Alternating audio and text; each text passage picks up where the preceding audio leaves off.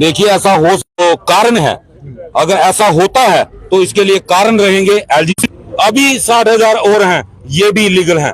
अगर सरकार 60 परमानेंट कर सकती है तो इन लोगों को करने में सरकार को क्या परेशानी है?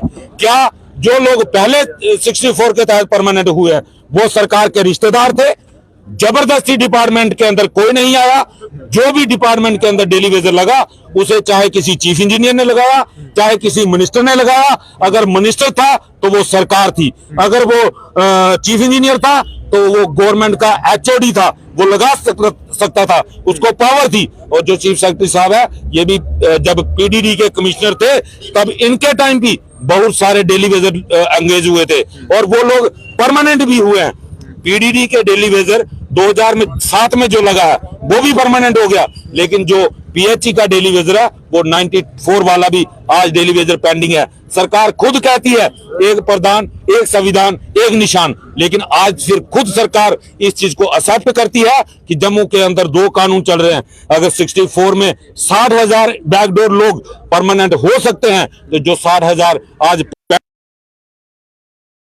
या सरकार जिन 60,000 लोगों को परमानेंट दिखाए को भी सरकार काम जो है वो अब जम्मू में नहीं चलेगा। और G20 की मीटिंग की बात रही, कम से कम ये केंद्र सरकार जो ये कहती है जम्मू कश्मीर विकास, अपने मन की बात लोगों को जबरदस्ती थोपते हैं, लेकिन इन 7,000 परिवारों की बात मोदी जी कब सुनेंगे? इसीलिए अगर G20 मीटिंग के दौरान धरना प्रदर्शन, सड़कें जाम होती हैं तो उसके लिए एलजी प्रशासन जिम्मेदार रहेगा, क्योंकि एलजी साहब ने भी 11 नवंबर 2020 को हमारे साथ वादा किया था कि डीडीसी इलेक्शन होने दो, उसके बाद आपकी रेगुलराइजेशन प्रोसेस शुरू हो जाएगा। लेकिन 3 साल से ज्यादा समय हो गया, आज तक एक भी कदम सरकार की तरफ से नहीं उठाया गया। इसलिए अब इस सरकार की असली जो विकास की पोल है वो दुनिया के सामने जरूर आएगी। आप लगातार स्लोगन देते हैं कि जब तक रेगुलेशन पॉलिसी नहीं तब तक घर वापसी नहीं। क्या लगता है कि सरकार भी ये चाहती है कि आप हमेशा यहीं पर बैठे रहें, अपने घरों में ना जाएं?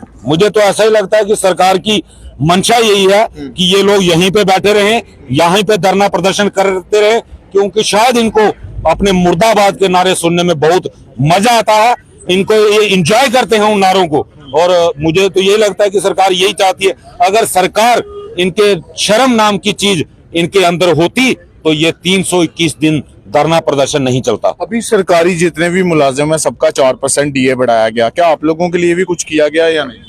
हम पाकिस्तान के रहने वाले हैं, हम बांग्लादेश के रहने वाले रोहिंग्या हैं, हमें नहीं चाहिए, हमारी थोड़ी जरूरत है।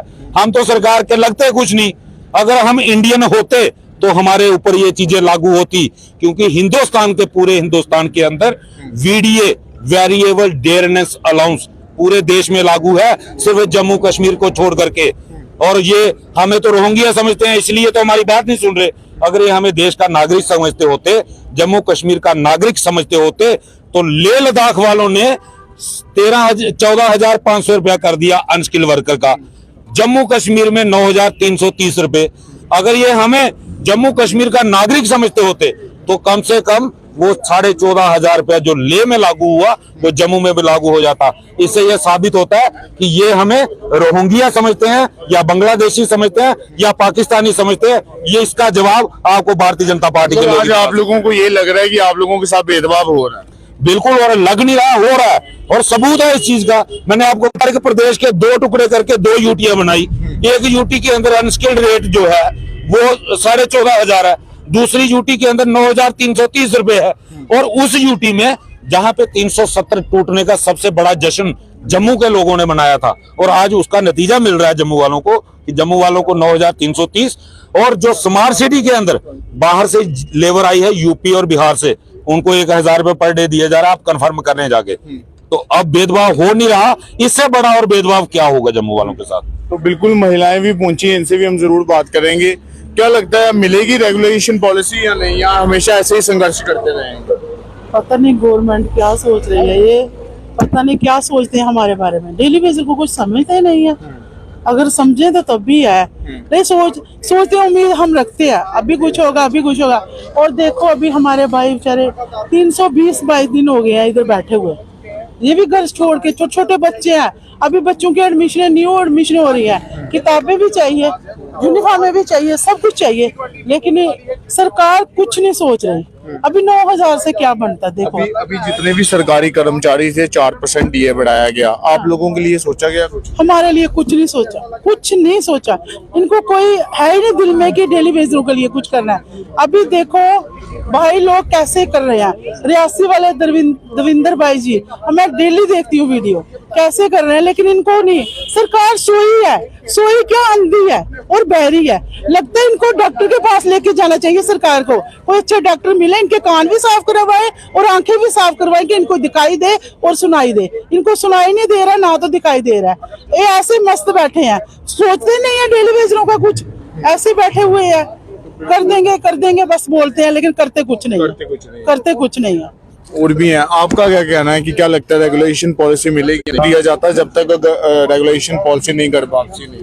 तो हमारा यही नारा रहेगा, जब तक हमारा कुछ करेंगे नहीं तो हम तो वापसी नहीं जा सकते। मतलब आप धरने पर ही रहेंगे जब तक कुछ नहीं होगा? हाँ, हम अपनी बात से पीछे नहीं हटेंगे, जब तक सरकार हमारे लिए कुछ करेगी नहीं तो तब तक हमारा यही नारा रहेगा। तब तक यही नारा रहेगा आपका?